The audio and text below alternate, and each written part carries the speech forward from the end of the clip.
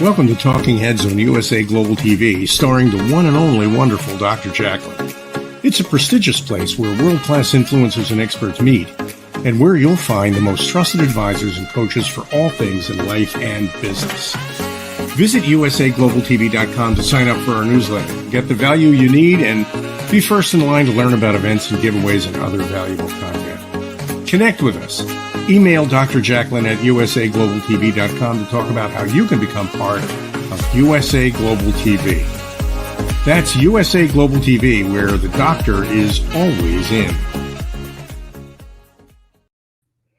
Hello, everyone. Welcome, or maybe it's welcome back to USA Global TV and Business Talk Radio. I'm Dr. JACALYN KERBECK, and our show today is Adversity to Awesome. And guess what? This is our very first episode. I'm so excited. This show is in alignment with my new book coming out, which is Adversity to Awesome, Inspirational Reflections to Make You Reevaluate Everything. This show will be every Friday at noon Eastern Time, which is 5 p.m. Greenwich Mean Time. And we will spotlight and feature people who have been through adversity and they have come out on the other side. Our topic today is secrets from a caregiver and how to avoid caregiver burnout. And obviously, this is much more prevalent than ever with the pandemic. We have a wonderful guest who is going to enlighten us in this and many areas. Her name is Pastor DARLENE THORNE. She is a certified Christian CoMentor and advisor, an author, a keynote speaker, and a psalmist. Let's bring her on. Welcome to the program. Welcome. So good to be here. Hello, Dr. JACALYN. Hello. So nice to see you. You mentioned you're joining us from North Carolina, which is a beautiful state. Absolutely. Absolutely. I love living here. It is a great change from Chicago. Oh my gosh. by way of New York. So And I'm a Philly girl originally, so I can relate. And I used to travel a lot to Chicago. It's a whole different world there. So absolutely. We're thrilled to have you. And you can see in the background, we've got a man who's kind of just hanging on. And I think many of us have felt like that in various times of our lives, especially in the last 2 years. I know you have a unique and special story about what's going on in your life. Before we get into that, I'm going to spotlight you, Pastor DARLENE, and I'd love for you to share a little bit about your background. It's very diverse, especially with being a Christian co-mentor, an advisor, author, keynote speaker. So I'd love for you to share more with our audience.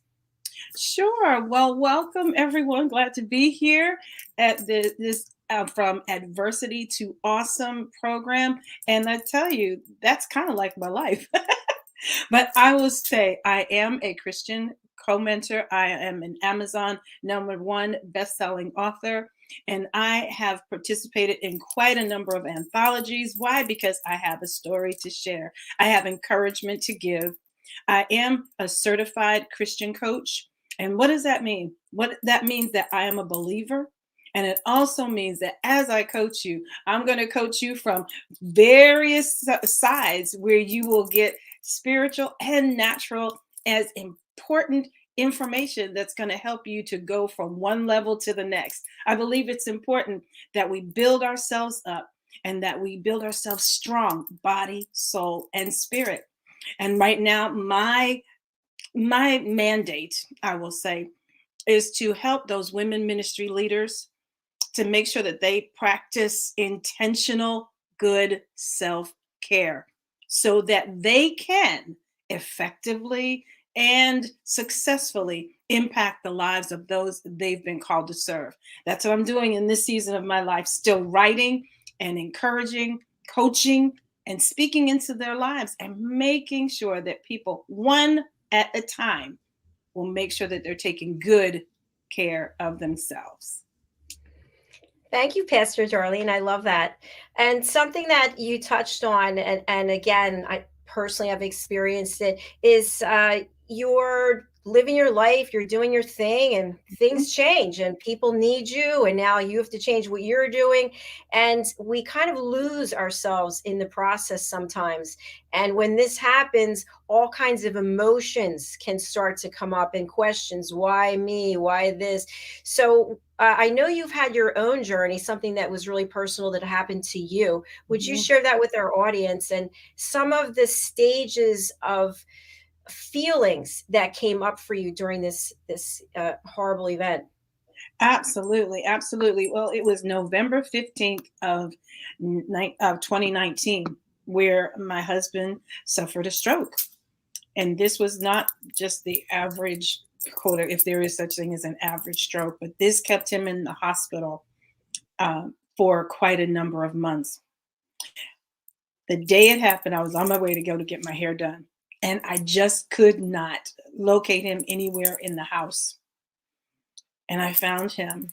He was just basically almost non responsive. And so from that day, it changed my world upside down, literally. But I will say this, as I was driving to the hospital, there was such a peace in my soul that he was going to be okay. And as I got to the hospital, we found out that he had to have emergency surgery because he'd suffered a brain bleed. And then he was in the hospital from November 15th until he had his first surgery, which was January 10th. And that was when they were able to put a shunt in his head. And then we had to go through the process of learning everything all over again, learning to talk, to walk, to eat, to use all of his faculties. And one thing I'm very thankful for is that even while he was in the hospital, he never did lose his ability to move his muscles. And that was a blessing because, as I would hear the doctors sometimes say, well, you don't know about what his quality of life is going to be. And when I hear things like that, I literally say to myself, I don't receive that report. Why? What we say to ourselves is critically important to how we move forward. What are we saying to ourselves on a daily basis? That plays a very integral part on how we survive, how we move forward. What are we speaking out of our mouths? And today I am very happy to say my husband, he came home from the hospital May 6th, 2020, and we are still walking through the road to recovery. However, he is walking, talking, eating on his own, getting dressed, and we are working on as I said, it was a brain bleed. So it has affected some portions of his memory. So we are doing work, and I'm thankful for the people that are connected to us, that are helping us to do the work, to strengthen him so that he can continue to do what he needs to do because there's a story that he needs to share. I think it's very important that we recognize how we've got to take care of ourselves throughout the process. Because for me, I had to learn some things and relearn some things throughout that process. Oh, Pastor Darlene, I'm sorry that you and your husband have gone through this, and I really appreciate your transparency and sharing with our audience. What I'm wondering is, as your work as a certified Christian co-mentor and your belief in God, how did this help you during this process for those who maybe have lost their way in terms of their faith? Absolutely. One of the things that I found myself doing was reading this one particular psalm. It was Psalm 91. And that really became my mantra, my medicine. And I took it every day, maybe several times a day, where I would literally read that passage of scripture over and over and over again. As I said before, what we feed ourselves, even words that we feed ourselves, it can make a difference between life and death, between the best and the worst. It makes a difference. What we think about is what we gravitate towards. So I found myself thinking what is pure, what is honest, what is just, what is true. And even though the facts may have been one thing, I knew the truth. And the truth was that God was in control and he was taking care of my husband. And I needed to align myself with those words, with the knowledge that he was taking care of my husband. I needed to take care of me in the process. I could not lose me in the process. And that's very critical for any person who is caregiving for someone else, any person a who is a coach, who is a speaker, who is going to be in the face of other people, where you're going to be, in a sense, helping them make the changes that they need to make in their lives. You're invested in them as much as they're invested in themselves. And we've got to watch that we're saying the right things, doing the right things so that we can be our best selves. Absolutely. I love that.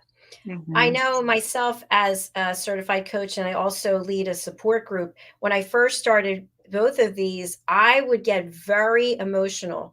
And after, like at the end of the session, I would be crying. And I thought, I can't keep doing this because it's literally breaking me down. And I thought, how can I help people and still be authentic? But not be falling apart, because that's not helping them either, right? It's like a Right. fine line. So in your work, in addition to your husband and Mhm. what you're going through there, you're helping people all the time as a pastor and a coach, etc. So how do you set those boundaries that you're still there and showing that you care, but yet you're not breaking down yourself so that you can't be of service or value? Oh, yeah, that thing called a calendar and that and that other thing called a clock and a timer, right? This alarm, I use that. I have to, because there are boundaries I need to set for me, the parameters I need to set so that I am making sure that I'm practicing what I'm teaching. I make sure that I get respite time. Um, um, those that I care for, but even from my husband, because it is a 24-hour a day, 7 day a week. So I have people that come in and help me. Mm. I have to I have to emulate what I want to see happen with those that I'm serving. And so I make sure that I get my rest. I make sure that I'm drinking. If we don't do anything else, if you don't take anything else away from this conversation, drinking water and getting rest are very important for your well being. Our brain is made up of a lot of water, and we don't want to experience brain fog. We want to be able to think clearly. So when we're drinking water, we are nourishing our entire body, and it helps us to think clearer. It helps our reflexes to be better. And then getting rest, you give your body the opportunity to recalibrate. Those things are vitally important to being healthy and being successful in what you do. Thank you for that. And I'm asking this question for everybody out there, but also for myself. What do you do when you're meeting with someone, you're pastoring or you're coaching, and you have the clock and you see it's supposed to be 45 minutes, and the person's they're so animated and sharing, and you look and you've got literally got to shut this thing down in 5 minutes. How do you do that? Because that's a real art, I think. Oh, it's an art to it. And this is what I've done. They are talking and they're sharing and they're getting to that pinnacle. I said, oh my goodness, I would love to continue this conversation. It is so good. It is so necessary. It's so important. And because I value your time and value my time, we need to to schedule another session together. My time is up. our time is up. But I don't want for you to think that I don't think you're important. So we've got to schedule our next session so we can continue this conversation. And when we embrace it like that, we have to let them know that we are still concerned about them. But we also have to let them know that there are boundaries. And it also helps them. You see, when we show them how to set boundaries, then they're able to incorporate that in what they do with those they serve. They'll see that boundaries are set. And it's okay to say, no, that word is a complete sentence that does not require an explanation. And you can say, no, we've got to move forward. No. You know what, Pastor Darlene, that feels so good in my body when you said that, because I do struggle with that. Because then somebody will say, but I just need another 10 minutes. It's like, no, but then I'll let them go another 5. And then the rest of the day is backed up. So I love that you're sharing this. You acknowledge them, Yes. you honor them, Yes. and then you set the boundary that we need to schedule the next session. So in other words, I think it also teaches restraint, because we can't just go through life just be blithering on and on anytime we want. Exactly. And that is what they may have been doing, which caused them to get into the situation that they're presently in. So we're actually teaching them how to honor themselves, because they are just as important. I remember one of my coaches said that I value my time and I value your time, and I don't want to waste either. What a wonderful thing to say, because you are acknowledging that both of you are important. And that's necessary to make the other person feel and remind them of their self-worth. Remind them of their importance to the world, their necessity to the world, and that they cannot afford to waste any time. I agree with that. Mm-hmm. And I teach the power of listening. And I think it's the same thing. I see this similarity in setting the boundaries. If you're going to be an authentic listener, if you're going to be present for someone, you have to have that time available. And if you're doing a session with someone, you have a certain time. That is your time with that person. And after that, it's someone else's time. Maybe it's your time. So the question I have also as a follow-up, when you have these busy days and you've got the calendar, you have to set aside time for yourself. But Yes. people need you, right? Your Yes. husband needs you. So will you ever cut into that time and say, you know what, I got to shrink it today because so-and-so needs me? Or is it basically, this is it, I need it for myself, I'm standing strong, this is the boundary? I look at it like this.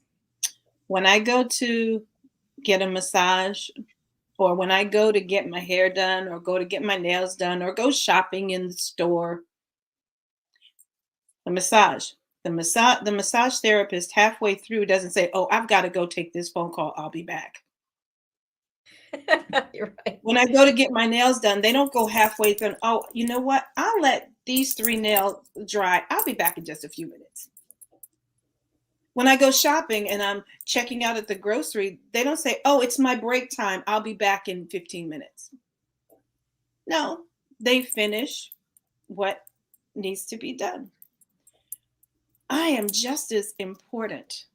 When I put my Darlene on the calendar, that hour, my phone is off, my computer is off, all social media is off. Why? Because that's Darlene time. And whatever Darlene has planned in that hour, that's the meeting that she has to keep. And I don't cut it short for something else. Because when I do that, I am not honoring my time. I am not honoring me. And then almost it's kind of almost a sense of like pride, like somebody needs me, so I've got to cut my time short. No, no one needs you that much that you would cut short the time that you need to take care of yourself so that you can best serve. I believe in pouring from the overflow and not from an empty cup. I have to applaud that. That's excellent. And I can imagine, and I'd love for you to elaborate, but I can imagine during this time that you're taking for yourself, your Mhm. husband's also working on himself. He's learning to stand on his own again. And for our audience members just joining us, your husband had a stroke and a brain bleed in November of 2019, and then was in the hospital for months, had surgery in January of 2020. So Pastor Darlene, during this time when things had completely changed in your life, how did you have to shift your own responsibilities for the work that you do? Did you have to put everything aside? I had to put some things on hold, but then it opened up other opportunities. The strangest thing happened. I began to realize that I'm not the only person that is walking this particular road. One of the things that actually opened up this door to be able to share my story, to be able to share what I do and how I'm taking care of me, is because when my husband got ill, I found that there were other people that were experiencing the same thing with a loved one, where it was, and they didn't know what to do. But God showed me that taking care of you is vitally important. Eating, resting, making sure that you spend time with other people. All of these things I had to learn. And as I learned them, I was able to share them. So really, the time that he was in the hospital, really there were certain things I could not do. While he was going through the healing process, I was sitting there with my computer and writing. I participated while he was going through the healing process. I participated in 2 anthologies. I um, I spoke so many times. I was asked to speak at so many different events, so many different spaces and places, all during this time. So, where I thought I would be sitting just waiting for him to come home, that was open door opportunity for me to share what God is doing in me and what he can do in someone else's life. So really, that was it was an opening of some things that I had not even known were there. And I got reminded of some things that I did when I was little that brought me to here. Amazing. It's incredible the journey that you feel like a door is closed, but then all these other windows open, and you can just see your light shining through. Absolutely. Pastor Darlene, we're going to take a quick break. And I know you are a #1 best-selling Amazon author. I didn't ask you this before, but maybe you'd like to read for us something that you've written when we come back. Absolutely. All right, fantastic. All right, so we are going to take a look at a music video. This is actually from our guest yesterday. Her name is Lindsay Pace, and she is in Malta. And the song is I Breathe for You. And I actually downloaded it today along with the rest of her content. So take a look, and then we'll be right back.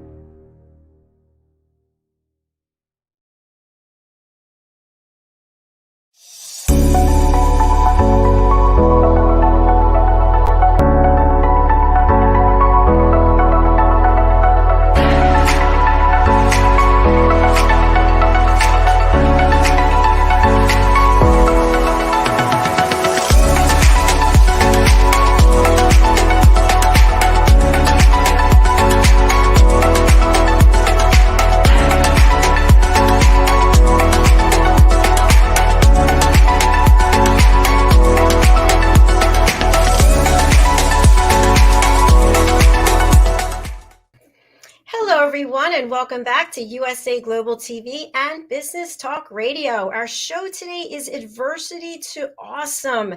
And a big shout out and thank you to Lindsay for sharing her single with us, I Breathe for You, which is at the top of the charts in Malta and moving on to being played at the UK. I just downloaded it today, so I hope you will as well. Our guest today is Pastor Darlene Thorne, and she shared with us her husband had a stroke and a brain bleed. She became the caretaker, and she learned boundaries that she probably had known all along, maybe had forgotten, let go of some things that she had to, and other doors opened. She is a #1 best-selling author on Amazon, and she is now going to read something for us. All right, Pastor Darlene, take it away. Absolutely. I'm going to read to you from my devotional. It's called A Heart After the Father. It is a daily devotional that I've written. And this is one of my very first books. And I'm going to read something that I believe is going to, it's a little bit humorous, but something for you to think about. After moving into our home last year, I had not realized all the things we've had accumulated over the then 19 years of marriage, because my husband and I have been married for 36 years, and it'll be 37 in October. There's so much stuff. I was giving things away, throwing away things, and putting other things in their place. It was so amazing because as I was cleaning my house just the other day, I found something that really spoke volumes to me. It was the stuff again. I opened the drawer and there it was, stuff. I looked in my closet and there it was, stuff. I examined the house from top to bottom and found more and more stuff. Not that the house was dirty, but in our 19 years' time, while I'd gotten rid of all the stuff that I just didn't need, it was apparent to me that I just replaced the old stuff with new stuff. Things that weren't necessarily bad. I just didn't need them. Our pastor had been speaking to us about being successful in our lives, and one of the things he mentioned was the difference between being profitable and having things that are of necessity. 1 Corinthians chapter 6 and 12 says, everything is permissible for me, but not everything is beneficial. Everything is permissible, but I won't be mastered by anything. It says all things are lawful, but is it necessary? Once again, I went home and I got rid of stuff. It wasn't bad stuff, just papers, and I had no intention of keeping, and old articles and circulars from the grocery store that I don't shop at anymore, and then our children's knickknacks. The list goes on. None of these things are bad in themselves. They just kept the table covered and the mail basket filled with unnecessary things. This was when the Lord spoke gently and intimately with me.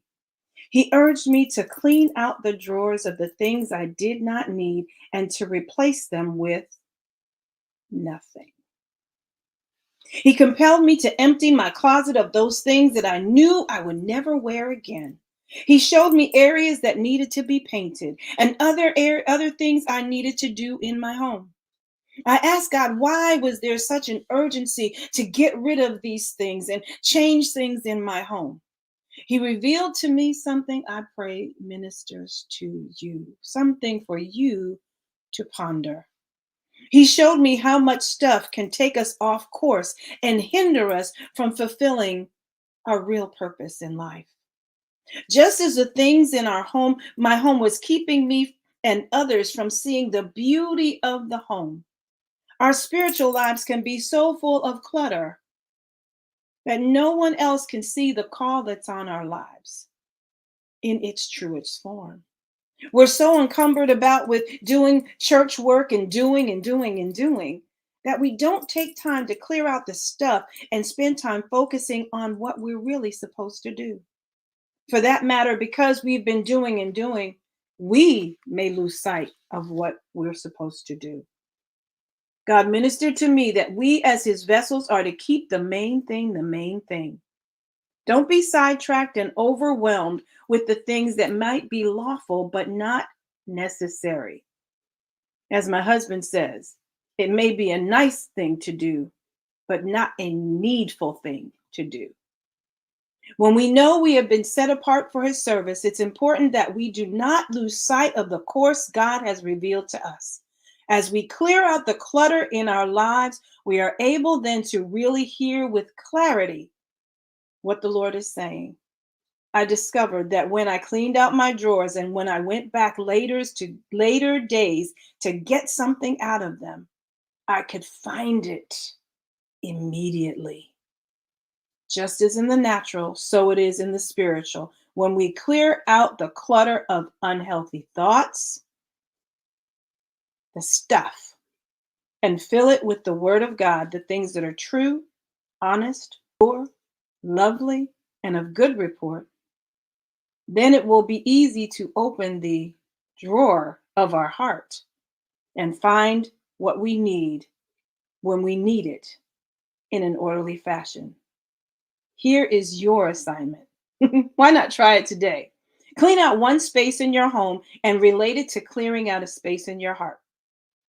You may find that it's easier to find things, and it may also be easier for you to hear the voice of the Lord distinctly because clutter is no longer a hindrance. That was beautiful. I love how of all the passages or areas that you could have picked, you picked that. And I think that's so important. Pastor Darlene, what are your thoughts about the fact that the collective we, the collective us, keep clutter in our physical, in our cars, in our homes, and it relates to the clutter in our mind because we don't want to do the work to clear it out. So if we have a home filled with clutter, then I think to me that really signifies that our brain is filled with a lot of things that we need to purge. My children would tell you that I tell them a cluttered room is a cluttered mind. And that's what I would tell them because they say, I can't get my homework done. And I would tell them, I said, if you cleaned off your desk and put your things away, when you sat down at the desk, you start off with a clean slate and your brain will work better because you're not distracted by the stuff of everything. And that's what happens to us. A lot of times, the reason that we cannot even sleep at night is because we have the clutter in our brain. How many of us have a journal that you will write something in before you go to sleep at night to empty out? It's like pouring everything out. And then you can sleep. Because the last thing that we go to sleep, if we just turn off the TV and go lay down in the bed, whatever we watched on television, that's what garbles our mind in the evening. I told you earlier that rest is really important, that recalibration takes place at night. So if you were studying something, if you were learning something new, if you go to sleep and get at least 6 to 7 hours, you are able to retain the thing that you studied. But if you got a cluttered mind and you've got all kinds of stuff, you wonder why you have brain fog and you can't make decisions. Because you're like, oh, what am I supposed to do? It's because your mind is full of a whole lot of stuff and it's all over the place. So I encourage everyone, clear off space, make space, clear your mind so you can make better decisions. Clear your mind so you can be better all the way around. I love that, Pastor Darlene. And just to take it a step further, for people who do have a lot of things in their home, for example, that they might not think of as clutter, what is that connection they have to stuff? And if you suggest, hey, why don't we get rid of some of these things? Like, no, I know I have to hold on to this. Is that a fear of looking within? Absolutely. Absolutely. Sometimes we hold on to things, and I've heard it. I might use it later. Yes. It's been there for 3 years and you haven't touched it. What do you mean later? It's already later. Throw it away. But And what is that though? What is that? You hit the nail on the head, because I've known people like this as well. It's like, you haven't used it for 20 years. Well, it might come back in style. What is that piece that keeps them holding on to that? it is definitely something inward, and it's fear of letting go, because that's a past. That is a memory, good or bad, a memory that you don't want to let go of. When you have those types of things, it then hinders you from moving forward. And so you understand why when you ask them to do something new, they don't want to do it, because they're stuck right here. They're stuck in 1975. It's 2022. They're living 1975 and they don't want to let go. And so what we do is we actually go through a process of understanding, what is this thing? Why is this thing so valuable to you? What does it really represent?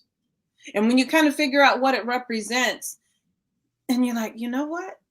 I don't need that right now. It no longer, check this out, it no longer serves me.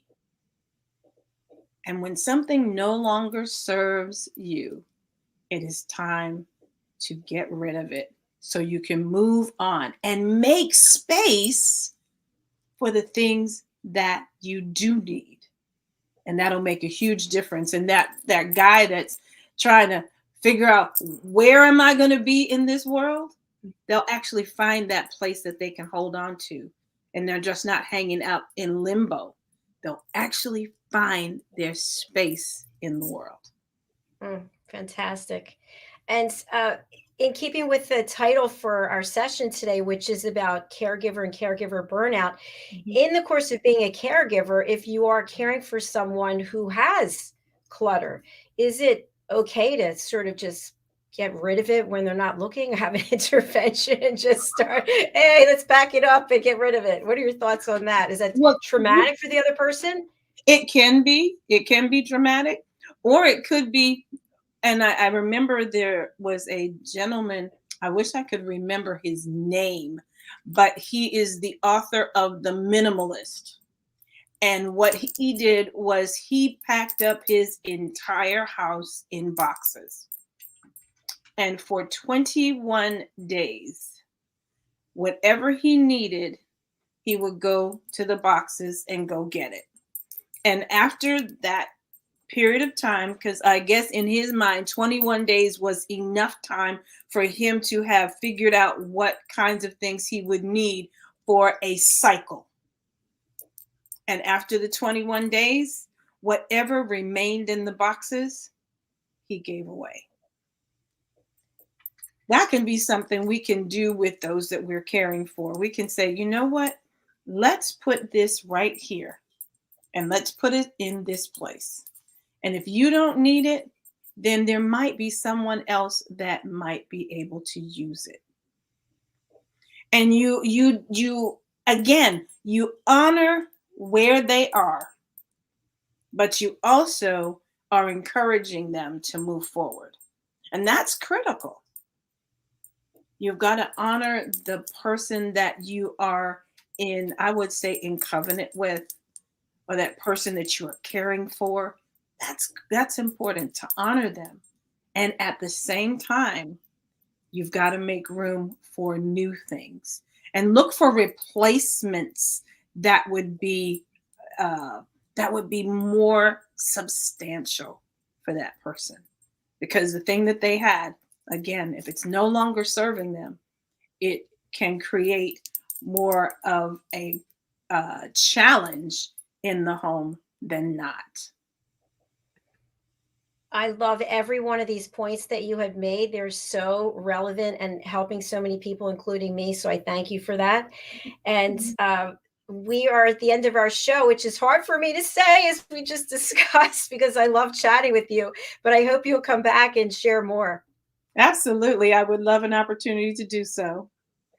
I'm going to spotlight you again. And so for people who are listening on the radio and they can't read, I'm going to put up your contact information.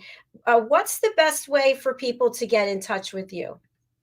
One of the best ways that they can get in contact with me is via my link tree. I have a link tree that is on Instagram. I am Lady Darlene LT3 on Instagram. Those of you who are the Instagram people, but also those of you who would like to contact me via my website, you may go to darlenethorne.com. That is DARLENETHORNE.com. DARLENETHORNE.com. That's the best way to get in contact with me. I would be more than happy to answer any questions that you have, set up a chat, and just allow you an opportunity to move forward, because that's what we're all about, moving forward and being your best self and practicing intentional good self-care. Vitally important, because there's someone who needs you. Drink your water, get your rest, and get rid of the clutter one thing at a time. I love that whole concept of how that gentleman packed up everything into boxes and looked at everything for 21 days and everything else he got rid of. Yeah. And I've got, it's The Minimalist. That's the name of the book. It's called The Minimalist. I could probably find it in a second, but that was so telling, that we just make a decision. Make a decision. And to your other point, you can really help other people. I mean, I'm all about sustainability and recycling of clothes and whatnot. So whatever it is you're not using, somebody else could desperately be in need of that. So I think that just look around and see what you can give away and look at it as a charitable way of helping another person. Absolutely. And as a matter of fact, just a little tidbit. The Minimalists also have a podcast. So if you want to know more. But wait, there's more. Yeah, but wait, there's more. If you want to know more about how you can continue that process or even begin that process, because he went straight cold turkey, and maybe you can't do that just yet. Maybe there's some things you need to work through. Listen to this podcast. Awesome. Thank you for sharing that. Yes, absolutely. All right. And I see some people just joined us recently. Sorry that you missed the show, but you can watch it in its entirety over on our YouTube channel, which is USA Global TV. After this evening, it will be organized into a playlist, which is Adversity to Awesome. You can actually watch the show also on our website, which is, guess what? Surprise, usaglobaltv.com. All right, Pastor Darlene and I are going to say goodbye for now. Our next show is coming up. It's the United Kitchens. We'll see what celebrity chef Ricky is cooking up for us. Where can you watch it? USA Global TV on YouTube. All right, thanks everybody for watching. Thank you, Pastor Darlene. See you all later. My pleasure. Bye-bye. Bye.